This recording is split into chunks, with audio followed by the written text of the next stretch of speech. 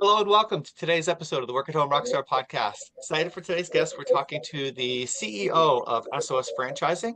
And what she does is she helps to mentor aspiring owners and ex-corporate professionals who want to build impact-driven businesses without starting from scratch or sacrificing family. So I'm excited to be talking a little bit more about that a little bit later. But first, are you ready to rock, Nichole? I'm ready to rock. Awesome. So we always start off here on a good note. So tell me a story of success in your business that we can be inspired by. Sure. So back in 2014, I got married to a man who had a child with autism. And I know nothing about kids with autism. I was never in that world. I didn't even really, I don't have kids of my own. I didn't really know what to do with kids. So I was suddenly in a position where I had to be mom to a little girl that I had no idea how to take care of. And the golden standard of autism treatment is a little thing called ABA therapy. And so I looked for a place to enroll her, and we found one, and it was amazing. They taught her how to talk, they taught her how to make eye contact. She started to be able to read, she potty trained. It was like a different kid came out, and it was so, so wonderful. And then at 7 years old, they kicked her out. She aged out of the program. And I Uh-huh. was upset, right? I mean, like, this is your kid. You want to help them. How can you kick her out? She was doing so well. So I said, fine, I'll find another place to help her. And I searched and searched and searched and found no place that accepts autistic kids over the age of 7. So I started my own business just to help her, really just to be a tax write-off. It was just going to be a little side hustle for me. I was still working at the time. I didn't know anything about autism, so I was just hiring people that knew what to do. And the business exploded with such unexpected success. Not only did my daughter get help, but I also now had this thriving business that was going so well. I ended up quitting my other job, and now I worked from home. I took care of her and was helping other kids at the same time while making money. It was incredible. It was amazing. Wow, wow. And isn't that like eh, unexpected success? It probably should have been expected success though, because if you can't find a service that you absolutely need, then obviously there's more people that are looking for that same thing, right? The demand is super high, and I didn't find out until later. I mean, I just stumbled on this, right? But nationally, the number of kids that are being diagnosed with autism is just skyrocketing year after year after year. And new clinics are opening up, but they're not keeping up with the increase of demand. And so there's a huge shortage. And only 33% of all of the kids in the US that need this service have access to it. That is how crazy high demand this industry is. Wow, wow. So what were people doing before? I think there was a lot of stigma around autism back in the day. A lot of people just hired private nannies or put them in Uh, institutions, or they would just end up in jail somehow because they don't understand consequences very well without being taught. So it was kind of hard for people 20, 30 years ago. And nowadays, you can find help. The schools offer some help with the new IDEA Act that, if you have a kid with disabilities, you have to accommodate them. But the schools really aren't trained for kids with autism either. So it's yeah. better than nothing, but it's also not fantastic. Yeah, they're probably not equipped for it either, because I mean, like you say, you had to actually find people that knew what they were doing. And Right. there's some process to that. Wow. Okay. So now, along with the good note, sometimes there are things that don't go as planned. And I'm wondering, are you able to share with us something that didn't go as planned? A bad note that you encountered on your journey? There were so many things that I've encountered on the Mm, journey. And it's mostly because I didn't come from this industry. I had no experience whatsoever. I was literally making up the rules as I went. And I made a lot of expensive mistakes. I had to learn how to send claims to insurance companies, and there was nobody there to teach me. So I kind of watched a few YouTube videos and Googled as much as I could and just sent one. And it was a lot of trial and error type of thing. And there was no mentors out there in this field at the time. And I knew that after hiring someone to help my daughter and getting a few more clients as well, more and more and more and more parents were calling me with kids over 7, desperate for a place for their kids to go. And once my little office got full, the thing that hurt me the most was I was telling them, no, I have a waiting list. No, I can't take your kid. I was on the other side of the phone now, telling these Absolutely. families that are so desperate that there was no place for their kid. And it really broke my spirit because I empathized with them so much. So after opening 2 clinics and both of them being full, I decided to franchise the business. And that was also another difficult experience because who teaches you how to open a franchise? So I had to learn a lot of things and Google and read and watch videos and make it up as I went. So it was a lot of hard work, but in the end, very, very worth it. Wow. Okay. That's crazy. So much stuff that happened there. Like, congratulations though, by the way, for Thank figuring all that stuff out. And I mean, it sounds to me like since you stumbled on something that was in very high demand, that's probably why this whole franchising thing took place, right? And now you're offering this up to other people. Absolutely. And it really is for a parent, the lifestyle, the work-life balance that we have is absolutely fantastic. The clinics are only open Monday through Friday, 8 to 4. I don't go to my clinic every day. I mostly work from home. And as a CEO, I'm doing payroll, I'm hiring and firing, I'm interviewing people, and I can do all of that from my home office. And I just stop in whenever my employees need me. Wow. Awesome. Okay. Let's talk a little bit about getting fans. And now, I mean, this is probably something that's probably fairly simple for you and your business because there's so many people out there that are looking for something like this. But, what kind of advice would you have for somebody who is, looking to start a business and get people in the door? If this business was a concert, it would be a hella mega tour. It would Yeah. be a concert that everybody would try to grab tickets to. It would be sold out super fast. Finding your audience is the easiest thing. In fact, we're the only franchise I've ever heard of that does not charge marketing fees. We just don't need it. Everybody knows about our band, everybody loves our jams, and everybody wants in. The hardest part, which is not extremely hard, is hiring the people fast enough to take Mm, care of the influx of customers that are trying to get in. So our yeah. box office is always sold out. Yeah, I think probably if we were to kind of dissect how this is successful for you, it kind of goes back to your beginning, your good note, which is you you were looking for something and couldn't find it. And Absolutely. because of that, that showed you something that that other people are likely looking for too. And I think that that's a really good idea for people that are looking to start a business. If they're sort of like looking for something and they can't find it.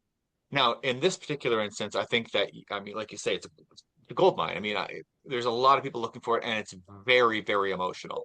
Yes. Right? It's something that they absolutely need.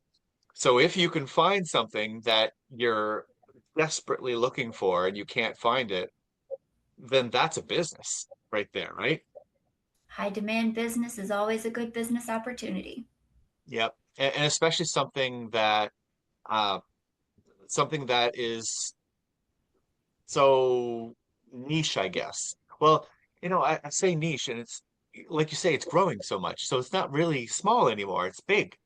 It's ridiculous how prominent autism is. And if it's not a part of your world, you have nothing, no idea about it. I didn't. We're so, 1 out of 31 kids is diagnosed with autism. Statistically, that's like 3% of the population. It's Yeah. huge. And so you don't realize you're surrounded by it. But if it doesn't directly affect you, you just don't think about it on your way to work. It's crazy.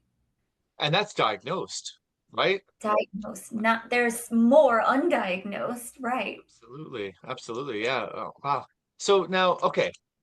I imagine that one thing that probably does get to be a bit of a challenge is the cash flow aspect of it, and making sure that you're getting more money and then you're putting out there. And especially, when you were getting started, you actually didn't really know what you were doing.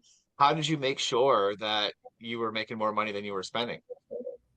So I started the business back in 2015 when things were a lot different. Hmm. So if you think about a daycare, you would have to pay $1,000 to $2,000 a month putting your child into daycare, and finding the money to do that is difficult for a lot of families. ABA therapy is one-on-one specialized autism instruction, and so it costs $10,000 a month. There is no way in hell that any of these families could come up with $10,000 a month out of their own pocket. Yeah. Luckily, health insurance covers the expense. And Oh, back when I opened the business, not every health insurance covered it. But after Obama's healthcare reform, they made a federal mandate that all state funded insurances must cover ABA therapy as an essential healthcare service. So not only does every child, even the one on Medicaid, even the one with Blue Cross Blue Shield, doesn't matter if it's commercial, private, platinum, bronze, gold, whatever it is, your child's ABA therapy is covered by insurance companies, which is great for us as business owners because I can submit a claim at the end of the week and the money will be in my bank account 2 weeks later. So the cash flow is actually very good. I'm not dependent on people's disposable income. When the economy goes down, I'm not affected by it. You can call it recession proof if you want. And when COVID happened, we were able to stay open and running because we are an essential healthcare service.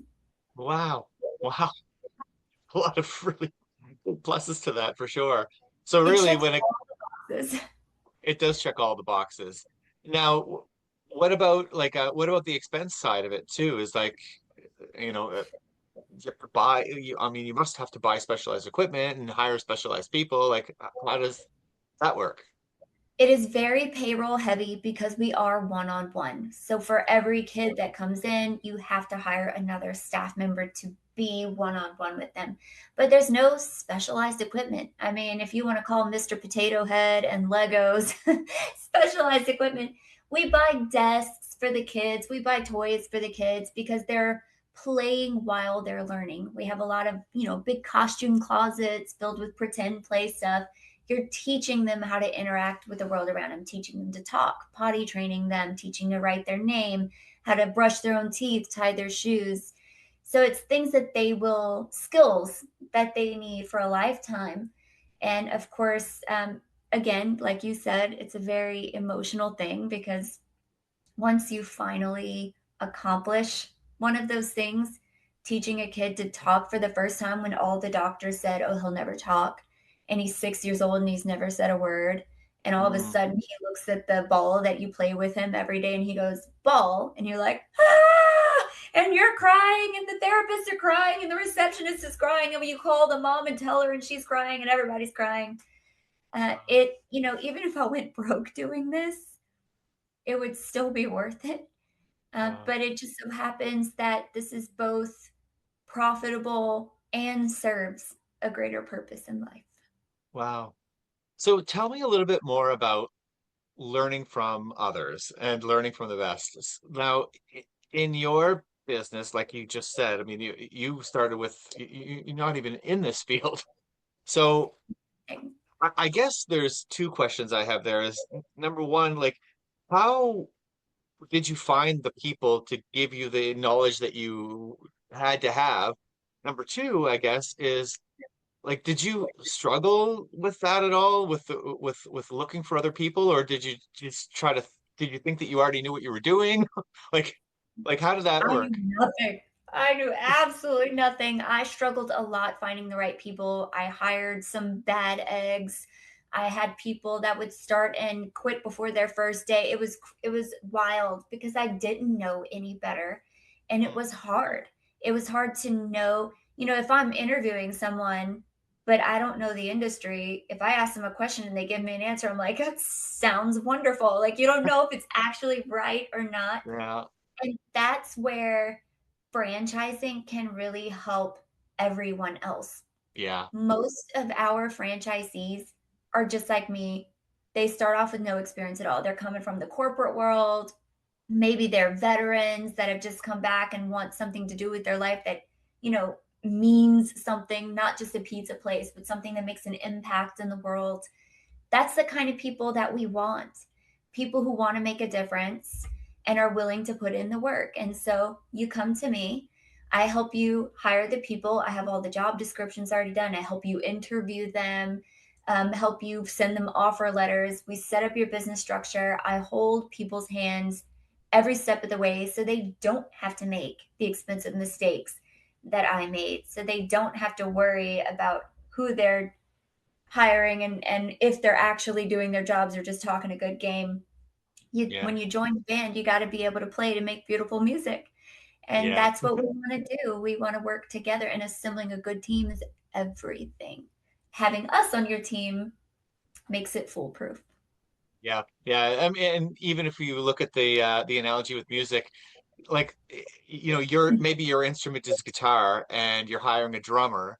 Well, you might know that something's off, but you don't know how to play drums well enough to know what they're doing wrong. You're just like, something's wrong with that, but I don't know what it is. And in business, you get a lot of that too, that you don't really know what to look for. You don't even know what they're doing wrong because you don't know that area. But the, Exactly. but part of the thing, especially in your instance, and I would say you definitely hit something huge, is that you just looked for something that you weren't an expert in, found that you couldn't find it, and said, this has got to be a business, right? And and that probably puts a lot of people in a tough spot because, like you say, I don't even know what I'm looking for. How do I build a business when I don't even know what the business is? Right? It's Right. just I know that we need it, and I need to go and assemble all these people and all this stuff and figure it all out on my own. And that can be a challenge, right? Huge challenge. But on the other hand, like you say, now that you've got that kind of system figured out in the franchise model, now you're able to kind of offer all of that, learning to other people so that they don't have to make all the same mistakes that you made. That's exactly right. Franchising takes all the guesswork out of it. It takes out all the legal red tape. It takes out a lot of fear of failure. And if somebody starts playing off tune, having a franchise support system is a lot like having auto tune in the background. Hmm. We come in, we help you find the problem, we help you fix the problem because we only get paid if you get paid. And so it's everybody is successful at the same time. We move forward, we get bigger, and as the brand grows, that ability that we have to help each other gets better. Yeah. Yeah. And now I suppose I think probably if I don't know a ton about franchises, but I guess I know a little bit. And I imagine that at some point there becomes a saturation problem with too many out there. But I think in your case, we're probably a little while away from that from that point, right? In this industry, it is both a bad thing and a good thing that in our lifetime, the demand will never be met. I mean, Mm, ABA therapy is relatively new as a medical industry, and it is the fastest growing sector of the medical industry. It's like a quiet bomb going off in the background that not many people see, but for the people who do, it's huge. And big private equity groups are now starting ABA companies, buying out smaller mom and pops and making it into these big, huge businesses. So there are more ABA therapy companies now than ever before, but the demand is still accelerating faster than we can keep up. It's crazy. So as of right now, I do not see demand being met anytime soon. Um, and double-edged sword, right? Like good for business, bad for the kids. But there's so much more that ABA therapy can help with too, even if autism settles down, so to speak, ADHD, ADD. It is a form of behavior modification. So they even use these strategies for drug rehab. So I think ah, our services can expand to a bigger population once we stop focusing on the underserved area of autism. yeah, because if I were to guess what the biggest risk would be, it would probably be government policy.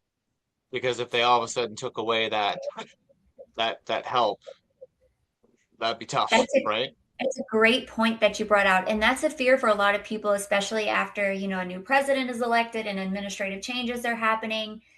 But the good news is a study was done by United Optum, whom everybody loves to hate.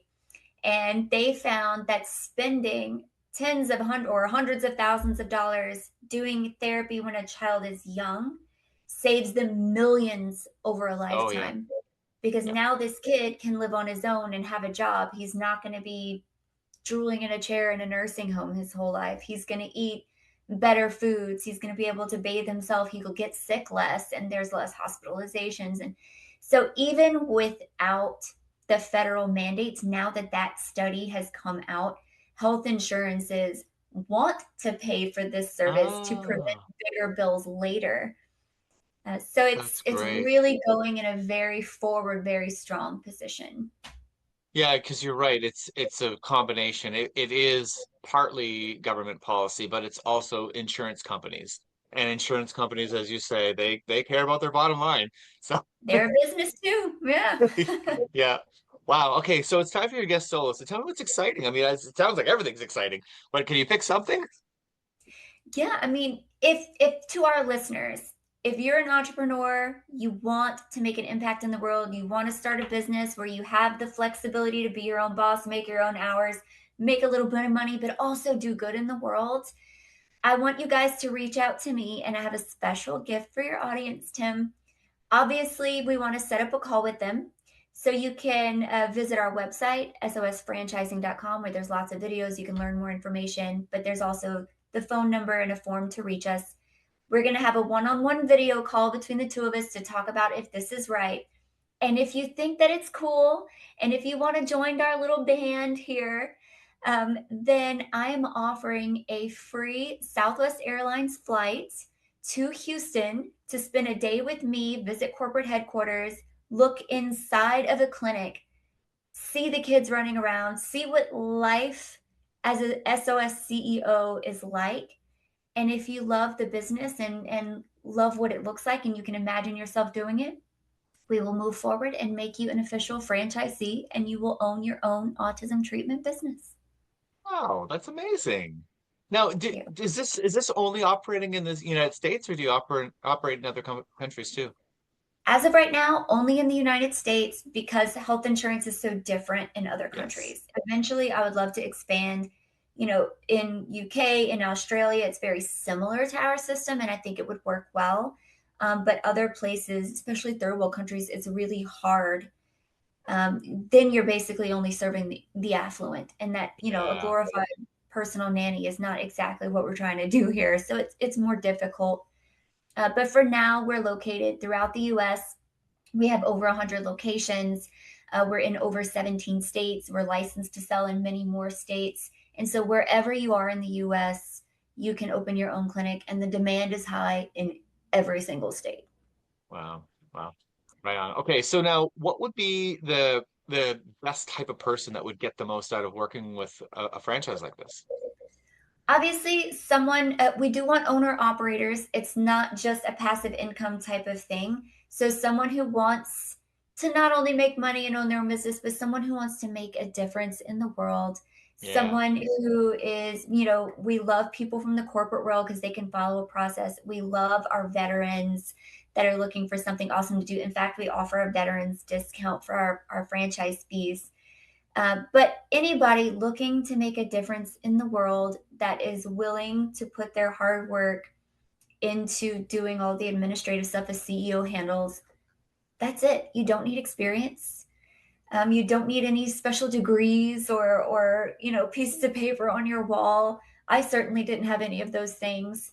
But someone who's really to work hard and wants to help the kids. That's it. Right on. So now I'm not sure about your franchise, but I know that franchises tend to cost a few bucks to get started. I'm wondering, like, is there a sort of a barrier to entry there? Like, what happens if they don't have a whole lot of money? Gotcha. And not many of us do at all. And so, what we do is we have vendors that are there to help you. We work very closely with a few banks that give business startup loans because no one has $500,000 in their pocket and they're ready to start a new business. So if you have around $50,000 in cash or in 401k, if you have a good credit score, we help you apply to the bank. We give you the business projection plans. We give you the business plan. The bank works with you closely and has worked with many of our franchisees before. And you get a low interest SBA loan. And basically the business pays the SBA loan back, and it will eventually pay your 50,000 back to you, in addition to having a regular salary as a working CEO. Oh, that sounds amazing. So how do people find out more then? They can visit sosfranchising.com, or you can send the word podcast. You can text the word podcast to our phone number, which is on our website, but it's 832-975-1999. And if you mention this podcast, we will honor a free flight to Houston so you can actually check one out in person. Wow. Nicole, this is the hardest question of the day. Who's your favorite rock star? Ooh, Eddie Van Halen. Not your husband? I mean, okay, don't let him hear this. I mean, he's pretty good at electric guitar. My husband is a fantastic musician and he loves to jam out, but like you can't beat Eddie. Come on. Eddie, That's yeah. It's awesome. I agree. Yeah, Eddie's incredible. That's so cool. Right on. And just for the people that I found out a little bit more. So tell us about your husband, what he does. My husband plays electric guitar. He is a musician. He plays other things too. He's also a lefty, so it's really cool that we have, every left-handed guitar we see has to be bought just in case the world runs out of left-handed guitars. So he currently he toured with Foreigner and was living in Nashville and living the dream of the rock star until he had babies, and of course that puts a hold on everything. So now he has his own business. It's called The Tone Doctor. He works from home, repairing guitars, repairing tube amps, and he also has a couple patents on some new pickup technology. And he just anything with an instrument, he's in it. Super cool. I love it. Two rock stars in the same family. That's fantastic. You're so funny. Right on. So thank you so much for rocking out with me today, Nicole. This has been a lot of fun. Thank you so much for having me. And guys, if you haven't done so already, please give Tim 5-star review on whatever platform you're listening to. He works so hard for us. He gives us all this good information, and he is a rock star. He deserves the stars. Oh, I appreciate that. Thank you so much. To the listeners, be sure you subscribe, rate, and comment, as she mentioned. And also, you can go to workathomerockstar.com for more information. We'll see you next time.